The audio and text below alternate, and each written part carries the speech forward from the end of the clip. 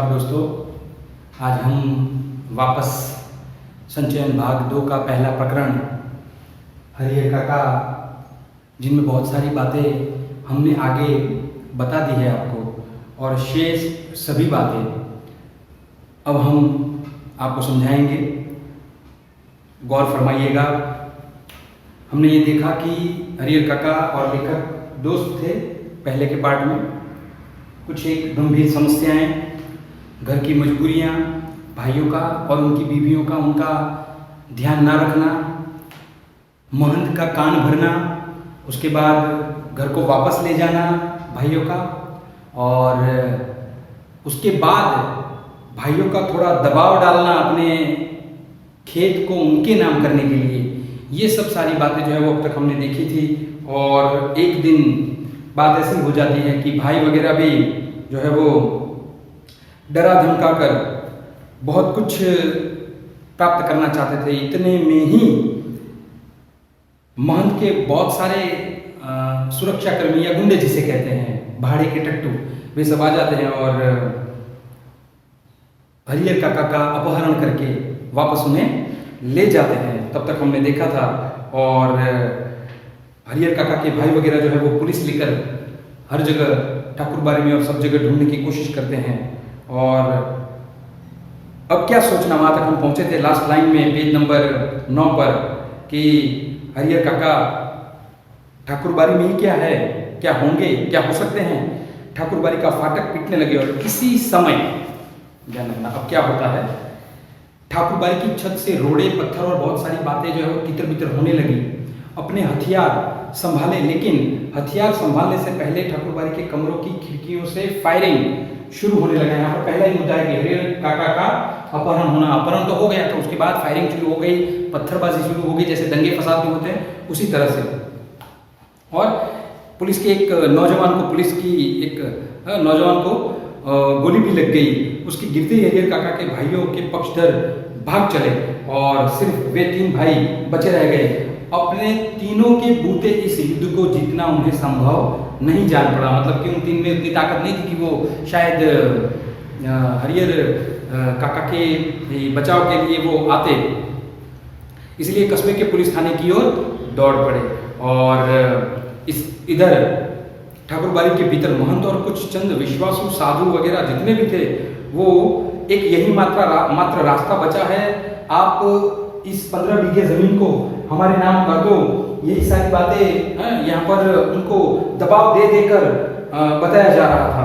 और आप आदरणीय हैं, आप श्रद्धेय हैं। महंत अब घृणित और दुराचारी और पापी थोड़ा बहुत नजर आने लगा था हरिहर काका को, और महंत की सूरत भी वह हरिहर काका जो है वो देखना नहीं चाहते थे। महंत की तुलना में, उनके भाइयों का परिवार महंत की तुलना में उन्हें ज्यादा पवित्र, नेक और अच्छा लगने लगा। हरिहर काका ठाकुरबाड़ी से अपने घर पहुंचने के लिए बेचैन थे, लेकिन लोग उन्हें पकड़े हुए थे और महंत जी उन्हें समझा रहे थे। तुम्हारे भले के लिए तो ये सब किया गया है हरिहर। अभी तुम्हें लगेगा कि हम लोग तुम्हारे साथ जोर जबरदस्ती कर रहे हैं, लेकिन जाओगे कि तुम समझ जाओगे कि जिस धर्म संकट में तुम पड़े थे उसे उबारने के लिए यही एकमात्र रास्ता है कि तुम सीधे तरीके से, सामान्य चुपचाप, कुछ भी न चूं या चा करके तुम दस्तखत या अंगूठे के निशान ले लो। क्योंकि हरिहर काका तो अनपढ़ थे, अंगूठे के अगर निशान नहीं दोगे तो बहुत कुछ कठिनाई और तकलीफों का सामना तुम्हें करना पड़ सकता है, ऐसा बोला जाता है। और भाइयों का पुलिस को लेकर आना, और वृद्ध एक साधु वहां पर मिलता है, अभी आगे आएगा वो, कि एक ठाकुरबाड़ी के भीतर जबरन अंगूठे लेने के निशान पकड़कर समझाने का कार्य चल रहा था। तो दूसरी ओर काका के तीनों भाई सुबह होने से पहले ही पुलिस की जीप लेकर, देखो यहाँ लिखा है भाइयों का पुलिस को लेकर आना, पुलिस की जीप को लेकर वो आ दबकते हैं। और उन्होंने वहां ठाकुरबाड़ी के फाटक पर आवाज लगाई, अंदर से कोई जवाब नहीं आया। ठाकुरबाड़ी के चारों तरफ घेरा डालना शुरू किया गया। ठाकुरबाड़ी अगर छोटी रहती तो पुलिस के जवान उसे आसानी से घेर लेते, परंतु लेकिन विशालकाय ठाकुरबाड़ी के सामने पुलिस थोड़े असमर्थ थे।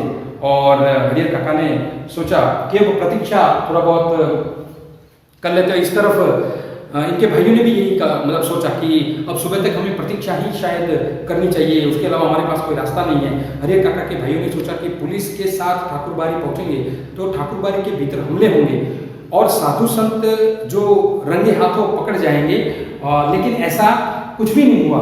ठाकुर बाड़ी के अंदर एक रोड़ा भी बाहर नहीं आया, शायद पुलिस को आते हुए उन्होंने देख लिया था, इसलिए सारा तामझाम जो गलत जो सारे इरादे थे वो सारे गलत इरादे उन्होंने वहीं के वहीं तत्काल बंद कर दिए थे, ताकि किसी को शंका न हो कि हरिहर काका का अपहरण कर हम उन्हें यहाँ पर लेकर आए हैं।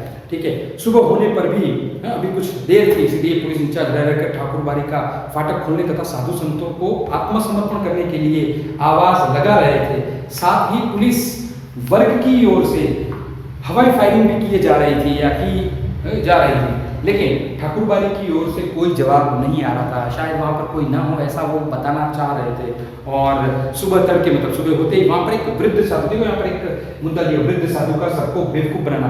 वृद्ध साधु आता है, पुलिस इंचार्ज उसको पूछते हैं कि भाई क्या अंदर कौन कौन है, क्यों तुम मतलब आप जो है वो क्यों इधर उधर है। उनकी उम्र के तकाजे को देखते हुए अगर पुलिस उनको मारती तो शायद वे मर भी जाते। और इस तरह से पूछना, डांट धमकियाँ थोड़ी बहुत लगाई, पर उनको मालूम कुछ नहीं है, ऐसा ही वो राग आलापते रहे। और पुलिस इंचार्ज के नेतृत्व में जवान ठाकुर बाड़ी की तलाशी लेने लगे, लेकिन न तो ठाकुर बाड़ी के नीचे कमरों में ही कोई पाया गया और न छत के कमरों में। पुलिस के जवानों ने खूब छानबीन की, उस वृद्ध साधु के अलावा कोई दूसरा ठाकुर बाड़ी में नहीं मिला। हरिहर काका के भाई चिंता, परेशानी, दुख, आश्चर्य से घिर गए। ठाकुर बाड़ी के महंत और साधु संत हरिहर काका को लेकर कहाँ भाग गए? अब क्या होगा? वे कैसे होंगे? काफी पैसे खर्च करके पुलिस को लेकर आए थे। सोच लो, काफी खर्च करके ये लोग रिश्वत देकर पुलिस को लेकर आए थे। और अगर जो हरिहर काका नहीं पकड़े जाते तो शायद इनके हाथ से पैसे भी वो चले जाते, पुलिस भी शायद थोड़ी देर के बाद चली जाती और वो 15 बीघा खेत भी शायद चले जाते। मतलब सब कुछ तहस नहस हो जाता, ना नौमन तेल होगा और ना राधा नाचेगी, ऐसे बहुत सारे मुहावरे और कहावतों में कहा जाता है। और लेकिन दोनों में से एक भी नहीं हुआ। और ठाकुर बाड़ी के जो कमरे खुले थे उनकी तलाशी पहले ही ले ली थी और एक कमरे में बाहर जाते जाते टिटकनी बंद थी और उन्हें भी खोलकर देखा गया था। एक कमरे में बाहर बड़ा सा ताला लटक रहा था। पुलिस और हरिहर काका के भाई सब वहीं एकत्रित हो गए। उस कमरे की कुंजी की मांग वृद्ध साधु से की गई तो उसने साफ कह दिया मेरे पास नहीं है। ठीक है, हकीकत में गड़बड़ थोड़ी वहीं पर थी और पुलिस को वही शंका हुई। जब उससे पूछा गया कि इस कमरे में क्या है, तब उसने जवाब दिया कि अनाज है और तो कुछ है नहीं। पुलिस इंचार्ज अभी यही सोच ही रहे थे कि इस कमरे का ताला तोड़कर देखा जाए या छोड़ दिया जाए कि अचानक उस कमरे के दरवाजे को भीतर से किसी ने धक्का देना शुरू किया। इसका मतलब ये हुआ कि हरिहर काका उस कमरे में ही मौजूद थे। पुलिस को देखने के बाद तुरंत ही उन्होंने उस दरवाजे को धक्का देना, अपने शरीर से धक्का देना शुरू कर दिया ताकि बाहर पता चले कि मैं अंदर यहाँ पर किडनैप करके, अपहरण करके इन लोगों ने मुझे यहाँ पर कैद करके रखा है। ठीक है, और पुलिस के जवान सावधान हो गए। उनको पता चल गया कि शायद अब ठाकुर बाड़ी के इसी कमरे में हरिहर काका का अपहरण किया गया है। ताला तोड़कर कमरे का दरवाजा खोला गया। कमरे के भीतर हरिहर काका जिस स्थिति में मिले उसे देखकर भाइयों का खून खौल उठा। उस वक्त अगर महंत पुजारी अन्य नौजवान साधु उन्हें नजर आते तो वे जीते जी उनको शायद कभी भी छोड़ते नहीं। देखो यहाँ इस पाठ में यह चित्र जो है वो बखूबी बताया गया है कि हरिहर काका की क्या स्थिति रही होगी।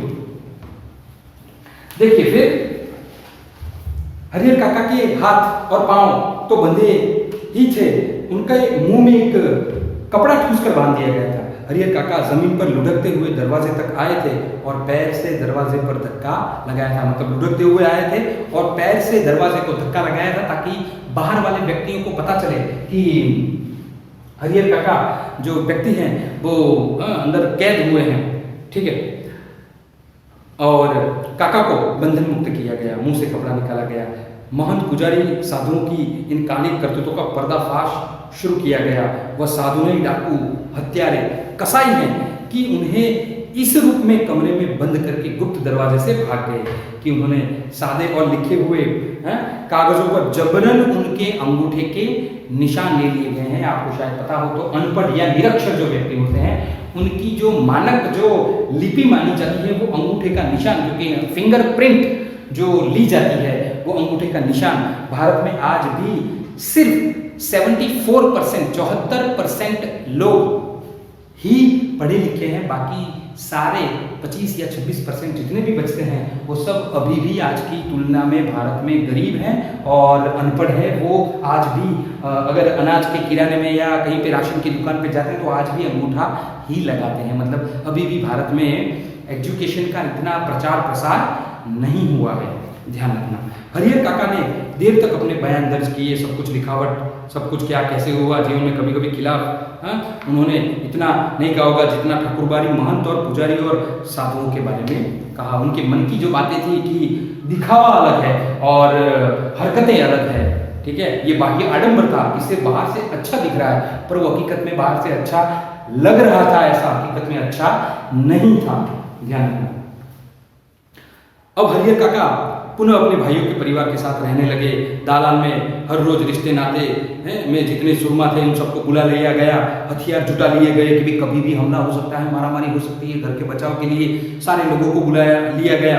और आवश्यक कार्यवश काका घर से अगर बाहर निकलते तो 4-5 की संख्या में हथियार बंद लोगों के साथ वो चलते, चारों तरफ से उनको घेर कर मतलब वो सोते।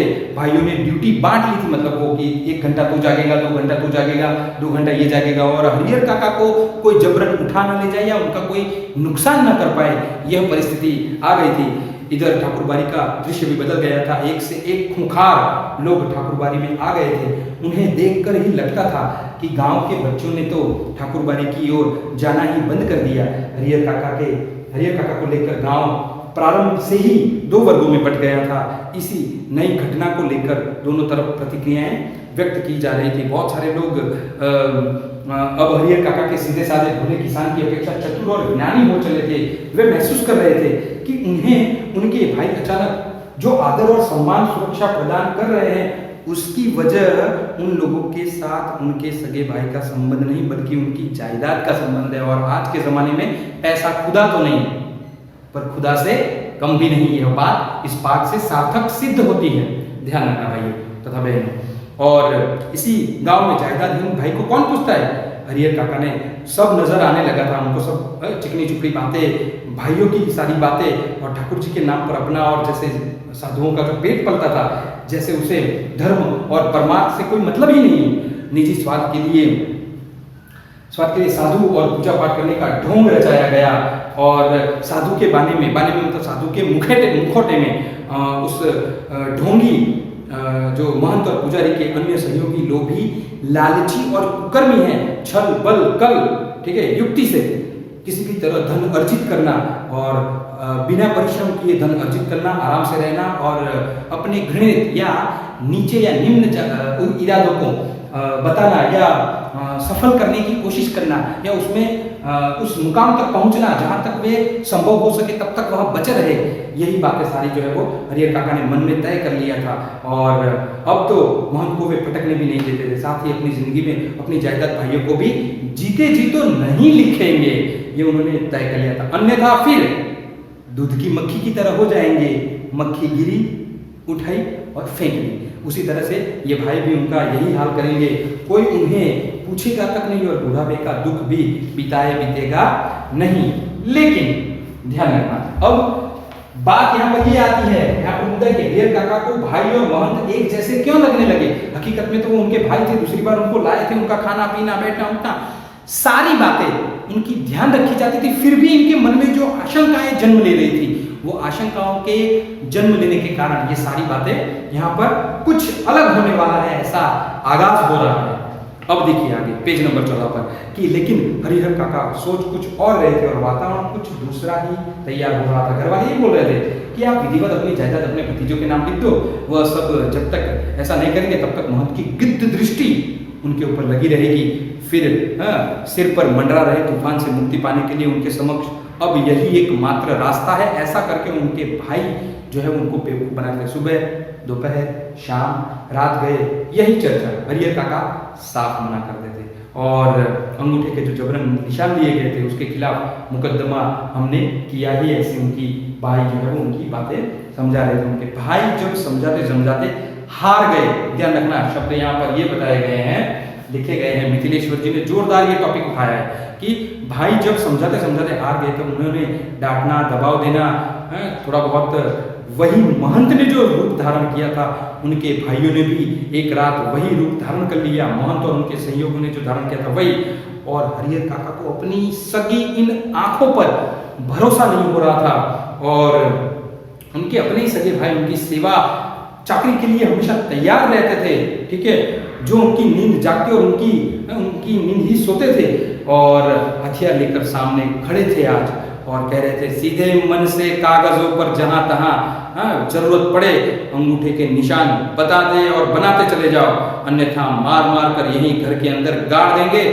गांव के लोगों को कोई सूचना तक नहीं मिलती। मतलब सोच लो, ये समाज के रिश्ते, ये दकियानुसीपन, ये दोगलापन जो सोच रहे हैं ना, वो सिर्फ एक दिखावा है। हकीकत में तो सब पैसा और स्वार्थ के लिए ही लोग सारे जो है वो अपना जीवन जीते हैं। मैंने यहाँ पर इसलिए लिखा है, देखो, स्वार्थ मनुष्य का पतन कर देता है और वो पक्की बात है। जो लालची मनुष्य होता है उसके मन में कब स्वार्थ जाग जाए वह कब कोई कह सकता नहीं है।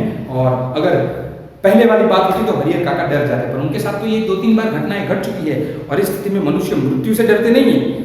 ज्ञान होने के बाद आवश्यकता पड़ने पर मृत्यु को भी वरण करने के लिए तैयार हो जाते हैं। ये सीबीएसई बोर्ड के अंदर हरिहर काका पाठ के अंदर से यह बात आशय स्पष्ट के रूप में पूछी जाती है कि जब आदमी आवश्यकता पड़ने पर मृत्यु को भी वरण करने के लिए क्यों तैयार हो जाता है, तो उसको पता है कि मुझे तो वैसे भी मरना है और ऐसे भी मरना है, तो फिर मैं लड़के ही क्यों न मरूं। और हरिहर काका ने सोच लिया था कि सब एक ही बार में उन्हें मार दें वह ठीक होगा, लेकिन अपनी जमीन लिखकर रमेशर की विधवा, मतलब वहां पर एक रमेशर नाम का व्यक्ति था, उसकी विधवा की क्या हालत हुई, उसकी तरह मुझे अपना जीवन व्यतीत करना नहीं है। भाइयों ने लिखवा ली। शुरू में तो उसका खूब आदरमान किया, लेकिन बुढ़ापे में उसे दोनों जून खाना रमेशर की विधवा को नहीं दिया जाता था और अखरने लगा। अंत में तो उसकी बहुत दुर्गति हुई कि राम बचाए, ठीक है। और आज भी हरिहर काका को गुस्से में खड़े हो गए देखते और गरजते हुए कहा, मैं अकेला हूं, तुम सब कितने हो, ठीक है मुझे मार दो, मैं मर जाऊंगा, लेकिन जीते जी एक धूर, एक रत्ती भर जमीन भी तुम्हें नहीं लिखूंगा। तुम सब ठाकुरबाड़ी के महंत और पुजारी से तनिक भी कम नहीं हो। ध्यान रखना, यहाँ पर लिखा गया हरिहर काका को भाई और महंत एक से एक जैसे क्यों लगने लगे। बहुत बार प्रश्न में पूछा जाता है कि हरिहर काका को ठाकुरबाड़ी के महंत और अपने भाई और महंत एक जैसे क्यों लगने लगे, क्योंकि चलो ठीक है, मान लेते हैं कि महंत बाहर का आदमी था, उसने अनजाने में या जानबूझकर या गलती से या स्वार्थ से किया, पर ये तो उनके अपने सगे भाई थे। उन्होंने भी वही हाल पर उनको लाकर खड़ा कर दिया जिस पर महंत ने उनको उस पर दुख की बात जो जताई थी और उस हालात में लाकर खड़ा कर दिया था। वही हालात आज फिर से वापस वही परिस्थिति पैदा हो गई थी। और देखते हैं कैसे नहीं लिखोगे, उनके भाई बता रहे हैं, देखो लिखना तो तुम्हें है ही, चाहे हंस के लिखो या रोके। और आप लोग देख रहे हैं कि मैं ये चित्र बता रहा हूँ कि इस चित्र में हरिहर काका के भाइयों जो है वो उनको पकड़ कर खड़े हैं और उनके भाई लाकड़ी में, मतलब जैसे लकड़ी और बाकी बहुत सारे हथियारों से उनको दबाकर उनसे बहुत कुछ हड़पने की कोशिश कर रहे हैं कि शायद जैसे तैसे वो अगर मान जाते हैं तो हम अपना काम निपटा लेंगे। हरिहर काका के साथ उनके भाइयों की हाथापाई शुरू हो गई और लेकिन उनके भाइयों ने उन्हें मजबूती से पकड़ लिया था। प्रतिकार करने पर भी अव्यय प्रहार करने योग्य वृद्ध व्यक्ति कहां तक लड़ेगा। पर एक गलती हमेशा जो चोरों से हो जाती है, वही गलती इनसे, इन भाइयों से भी होगी। उनके मुंह में कपड़ा ठूसना रह गया था, तो उन्होंने जोर जोर से चिल्लाना शुरू कर दिया और भाइयों को बाद में मतलब चेत आया कि हमने उनका मुंह तो बंद ही नहीं किया, तो वो पहले ही चिल्लाने लगे और उस आवाज पूरे गांव में पहुंच गई और टोला पड़ोस लोग दालान में जुटने लगे। ठाकुरबाड़ी के पक्षधरों के माध्यम से तत्काल यह खबर महंत जी तक भी चली गई और लेकिन वह उपस्थित हरिहर काका के परिवार और रिश्ते के लोग गांव के लोगों को समझा देते कि अपने परिवार का निजी मामला है, इससे दूसरों को क्या मतलब है। लेकिन महंत जी ने वह तत्परता और फुर्ती दिखाई जो काका ने या काका के भाइयों ने भी कभी नहीं दिखाई थी। वह पुलिस की जीप लेकर तुरंत वहीं आ धमके और पुलिस के आने के बाद निजी मामले का सवाल खत्म हो गया। घर की तलाशी शुरू हुई। फिर हरिहर काका को उससे भी बदतर हालत में बरामद किया गया। जिस वक्त हरिहर काका को महंत के वहां से पकड़ा गया था, उससे भी खराब हालत उनके भाइयों ने कर दी। ठाकुरबाड़ी से उन्हें बरामद किया गया, ठीक है। वैसे ही बंधन मुक्त होने पर पुलिस की सुरक्षा पाने के बाद उन्होंने बताया कि उनके भाइयों ने भी उनके साथ बहुत जुल्म, अत्याचार और दुर्गति कोई बाकी नहीं छोड़ी, अंगूठे के निशान लिए हैं और अगर पुलिस नहीं आती तो शायद वे मार देते। देखो यहाँ पर ये बात बताई गई है कि हरिहर काका को पुलिस की सुरक्षा मिली, मतलब 4 जवान पुलिस के हमेशा हरिहर काका के साथ अब रहते। कहीं पर भी बाजार जाना है, गांव में जाना है, रिश्तेदारों के जाना है, तो वो 4 पुलिस के जवान हमेशा उनके साथ रहते थे। हरिहर काका के साथ घटी घटनाओं में यह अब तक की सबसे अंतिम घटना है। इस घटना के बाद काका अपने परिवार से एकदम अलग रहने लगे। उनकी सुरक्षा के लिए पुलिस आ गई थी। भाइयों को चिंता थी कि हरिहर अकेले रहने लगेंगे। तब ठाकुरबाड़ी के महंत अपने लोगों के साथ आकर पुनः उन्हें भगा ले जाएंगे, और यही चिंता महंत जी को भी थी, और कि हरिहर को अकेला और असुरक्षित पा उनके भाई पुनः उनको धर दबोचेंगे। इसलिए जब हरिहर काका अपनी सुरक्षा के लिए पुलिस मांगी, तब वे नेपथ्य में रहकर उनके भाइयों और मोहन जी की पैरवी लगा और पैसे खर्च उन्हें पूरी सहायता पहुंचाई। यह उनकी सहायता का ही परिणाम है कि एक व्यक्ति की सुरक्षा के लिए गांव में पुलिस के 4 जवान तैनात कर दिए गए थे। सोच लो, 3 भाई होने के बावजूद, ऐसे गांव के अच्छे लोग होने के बावजूद भी अगर पुलिस का हमें सहारा लेना पड़ रहा है तो उससे बड़ी दुर्गति की और कोई बात नहीं है।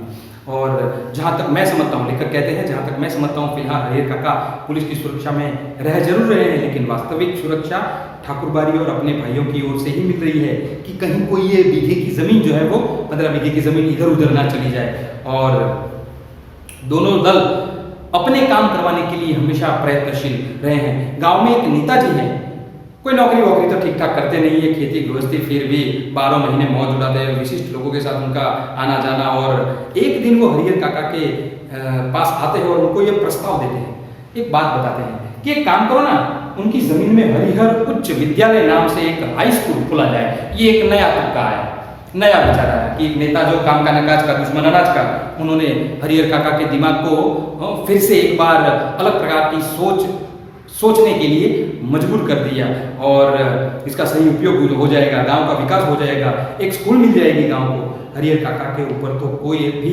दूसरा रंग अब चढ़ने वाला नहीं था, इसलिए नेताजी भी निराश होकर हार कर लौट चले। इन दिनों की गांव की चर्चाओं का केंद्र हरिहर काका आंगन, खेत, खलिहान, अलाव, बगीचे, बरगद, हर जगह उनकी ही चर्चा, उनकी घटना की तरह विचारणीय और चर्चनीय और कोई दूसरी घटना पूरे गांव में नहीं थी। सभी व्यक्ति अपनी अपनी संभावनाएं व्यक्त कर रहे थे। राम जाने क्या होगा, दोनों ओर के लोगों ने अंगूठों के निशान ले लिए हैं अब, लेकिन हरिहर काका ने अपना बयान दर्ज कराया है कि वे दोनों लोगों में से किसी को भी अपनी जमीन का उत्तराधिकारी नहीं मानते हैं, और दोनों ओर के लोगों ने जबरन अंगूठे के निशान ले लिए हैं। इस स्थिति में उनके बाद उनकी जायदाद हकदार उनका कौन होगा? लोगों के मन में यह विचार हमेशा उमड़ते रहते हैं। लोगों के बीच बहस छिड़ जाती है। उत्तराधिकारी कानून पर जो जितना जानता है, बहुत सारी आशंकाएं, जानने वाला न जानने वाला, हरिहर के भाइयों को क्या मिला, हरिहर काका को क्या मिला, मोहन को क्या मिला, इन सब बातों की जानकारी जो है वो हमेशा गांव के मुख्य मुद्दे से चर्चित होती रहती थी। ठाकुरबाड़ी के साधु संत और काका के भाइयों ने कब क्या कहा, यह खबर बिजली की तरह एक ही बार में समूचे गांव में फैल जाती थी, और खबर झूठी सच्ची इस पर कोई ध्यान नहीं देता था। नमक, मिर्च, मसाला जो भी लगाकर आता, सब कुछ चलता और चटका कर आगे बढ़ाता रहता था। एक खबर आती है कि महंत जी और हरिहर काका के भाई इस बात के लिए अफसोस कर रहे हैं कि अंगूठे के निशान लेने के बाद उन्होंने हरिहर काका को खत्म क्यों नहीं कर दिया। सोच लो, बात आगे ही नहीं बढ़ती। सोच लो, आजकल के जमाने में ये सगे स्वार्थी अपने जो भाई हैं वो इतना तक नीचे गिर सकते हैं, हरिहर काका ने अपनी जिंदगी में कभी नहीं सोचा। एक दूसरी खबर आती है कि हरिहर काका मरेंगे तो उन्हें अग्नि प्रदान कौन करेगा। ये सब गांव के जो बाकी धकियान से विचार वाले जो ऐसे ही एरे गहरे नत्थु खेरे बैठे रहते हैं, वो सब बातें हमेशा लगाई रहती है। और अग्नि प्रदान कौन करेगा, कौन की नदियां बहेंगी, कौन हस्तगत करेगा। एक तीसरी खबर आती है कि हरिहर काका की मृत्यु के बाद उनकी जमीन पर कब्जा करने के लिए अभी तो कोई तैयारी नहीं कर रहा है।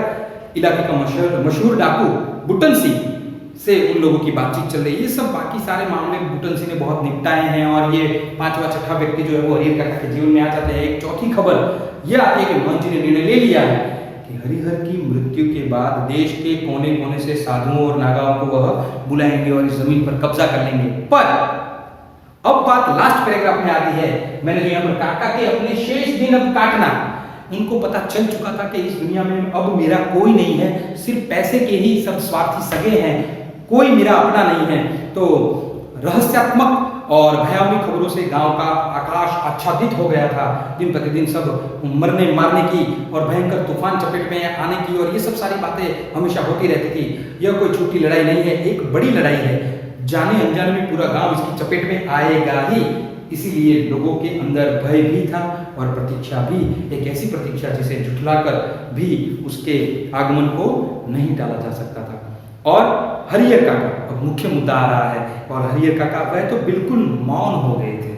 अपनी जिंदगी के शेष दिन, वे अपनी जिंदगी के शेष दिन काट रहे थे, ध्यान रखना। और एक नौकर रख लिया था, वही उन्हें बनाता खिलाता, उनके हिस्से की जमीन में जितनी फसल होती है उससे अगर वह चाहते तो मौज की जिंदगी बिता सकते थे, लेकिन वह गूंगेपन का शिकार हो गए थे। कोई बात कहो, कुछ पूछो, कोई जवाब नहीं। खुली आंखों से बराबर आकाश को निहारते रहते, देखते रहते, अनिमेष अटल। सारे गांव के लोग उनके बारे में बहुत कुछ कहते सुनते हैं, लेकिन उनके पास अब कहने के लिए कोई भी बात नहीं थी। पुलिस के जवान हरिहर काका के खर्चे पर ही खूब मौज मस्ती कर रही थी, और जिसका धन वह रहे उपास, खाने वाले करे विलास। अब तक जो नहीं खाया था दोनों जन का लोग भोग लगा रहे थे। तो यहाँ पर ये पार्ट खत्म होता है। बहुत सारे ऐसे प्रश्न यहाँ पर आते हैं सीबीएसई बोर्ड की फाइनल की एग्जाम में कि वे हरिहर काका जैसे व्यक्ति के आधार पर वृद्ध व्यक्तियों का क्या हाल होता होगा अपने घर में, या तो आजकल भारत में वृद्धाश्रम की संख्याएं क्यों बढ़ रही है, क्या आजकल माँ बाप एक बोझ बन गए हैं, क्या आजकल समाज में रिश्तों की अहमियत नहीं है, या तो हरिहर काका पाठ के आधार पर समाज में रिश्तों की क्या अहमियत है, कब तक कहाँ तक कैसे किस प्रकार से हमें संबंधों को संजोना चाहिए, संभाल के रखना चाहिए, ताकि आने वाले समय में ऐसी कोई भी परेशानियों का सामना हमें न करना पड़े। और इस पाठ में एक प्रश्न बहुत जोरदार है कि यदि आपके आसपास, घर के आसपास, मैं आपसे भी पूछ रहा हूँ, जितने भी लोग देखने वाले हैं, समझने वाले हैं, कि यदि आपके आसपास ऐसे कोई वृद्ध व्यक्ति हो तो आप उनकी किस प्रकार से सेवा कर पाते, या तो आप उनकी किस प्रकार से मदद कर पाते, या आज के ज़माने में जैसे इलेक्ट्रिक मीडिया और प्रिंट मीडिया मौजूद है, उस वक्त के ज़माने में अगर इलेक्ट्रिक मीडिया मौजूद होता तो क्या हरिहर काका को तत्काल न्याय मिल पाता? बस यही कुछ एक प्रश्न है। बाकी यह जो प्रकरण है, पाठ हम समाप्त करते हैं, और अब आगे नेक्स्ट चैप्टर में हम मिलेंगे। बहुत बहुत धन्यवाद।